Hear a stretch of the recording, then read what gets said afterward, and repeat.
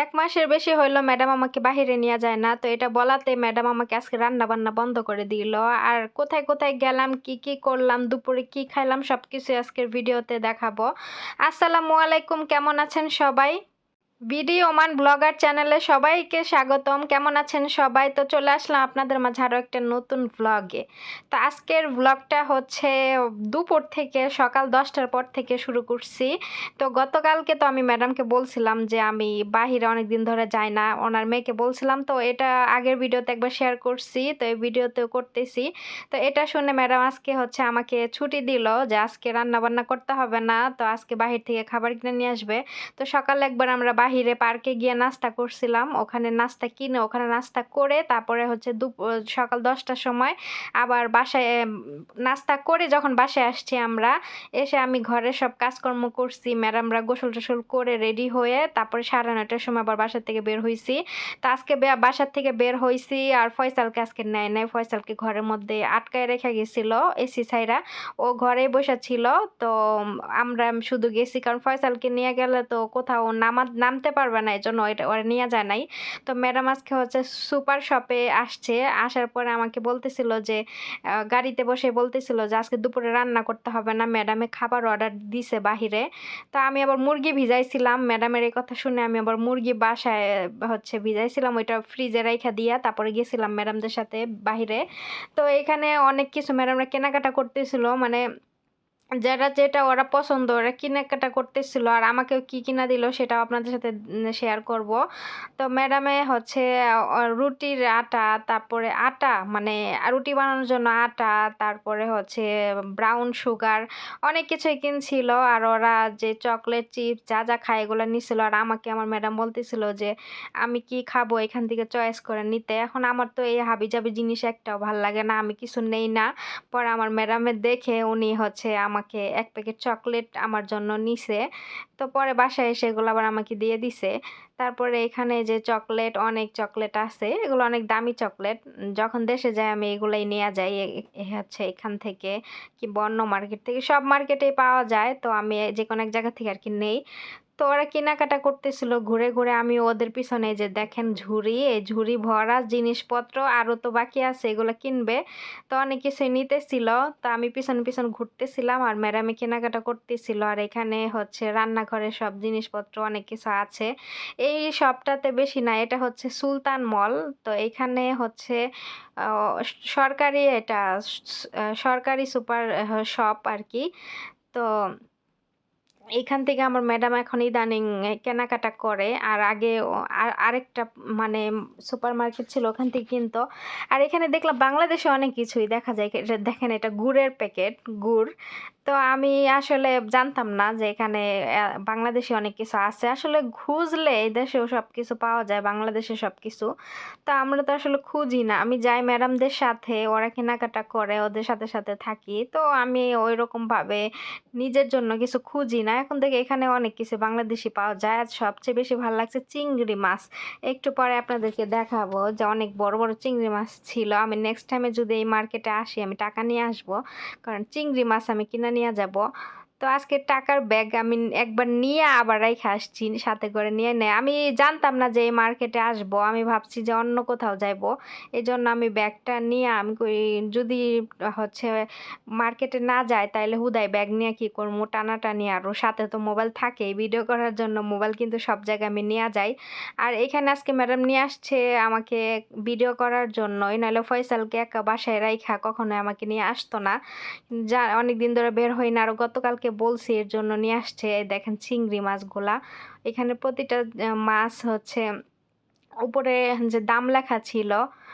তো দেখেন চিংড়ি মাছ বরফ দিয়ে রেখে দিছে, তো চিংড়ি মাছগুলো দেখে অনেক ভালো লাগছিল। তো ও হচ্ছে কিন্তু টাকা নিয়ে আসি নাই। যাই হোক, ম্যাডামরা বললে কিনা দিত, কিন্তু আমি বলি না, আমার লজ্জা লাগে আর কি, ম্যাডামের কাছে কিছু চাইতে লজ্জা লাগে। তো এই জন্য আমি বলি নাই। তারপরে যে এই জিনিসটা দেখে, এটা মুরগির ভিতরে যে গুর্দা বলে এটা, হ্যাঁ এটা অনেক কিন্তু মজা। তো আমি হাতে নিয়ে আবার রেখে দিছি, ম্যাডামের মেয়ে আবার আমার সাথে ছিল, ও বলতেছি কি যে এটা কি, আমি বলতেছি ওই মুরগির ভিতরে থাকে, কয় এটা তুই খাস, আমি হ। তারপরে এই যে এখানে একটা দেখেন মাছ, তো এই মাছটা নাকি এরকম কাঁচাই, ওই যে মাছরিরা নাকি এগুলা খায়, এই মাছ এরকমই নাকি বাসায় নিয়ে এইভাবে কাঁচা মাছ খায়। তো আমি কই কি মানে আমি দেইখা আমি কই কি আল্লাহ ছি, ছি এগুলা কেমনে খায়? কয় ও ম্যাডামের মেঝো মেয়ে। ও আবার জেনে যায় আমার সাথে থাকে। তো আমাকে বলে যে এগুলো এমনি খায় ওরা। পরে আমি ঘৃণা করতেছিলাম। তারপর ম্যাডামের মেঝো মেয়ে কি করছে ওই হচ্ছে গুড়দার যে প্যাকেটটা ওইটা ম্যাডামকে দেখাইছে যে এটা আমি অনেক পছন্দ করি। পরে ম্যাডামে কয় আচ্ছা নে তাইলে ওর জন্য। পরে আমাকে ১ প্যাকেট ওইটা কিনা দিছে। আমি যাক অনেক খুশি হইছি আলহামদুলিল্লাহ। আর এই যে মার্কেটটা দেখাইলাম তো বাসায় আসছি। আসার পরে এক করে সব জিনিস হচ্ছে বাইর করতেছি এখানে। ফয়সাল দেখেন আমার পিছনেই। ও হাসতেছিল। তো আমরা অনেক বাইরে গিয়ে টেনশনে ছিলাম যেহেতু ফয়সালকে বাসায় একা রাইখা গেছি। ও সব রুম তালা মাইরা চাবি বাইরে রাইখা গেছিল। তো আমরা ভাবছিলাম যে আল্লাহ জানে ফয়সাল কি করে। এজন্য তাড়াতাড়ি চলে আসছি। আসার পরে দেখি না ফয়সাল আলহামদুলিল্লাহ ও এসি ছাইড়া দিলেও এসির নিচে বসে থাকে। বাহিরে অনেক গরম তো বাহিরে মানে যাওয়ার জন্য চেষ্টা করে না। ও এসির নিচে সারাক্ষণ বসে থাকে। আর ফয়সাল আস্তে বড় হচ্ছে। ওর জ্ঞান বুদ্ধি অন্যরকম ভালো হইতেছে আলহামদুলিল্লাহ।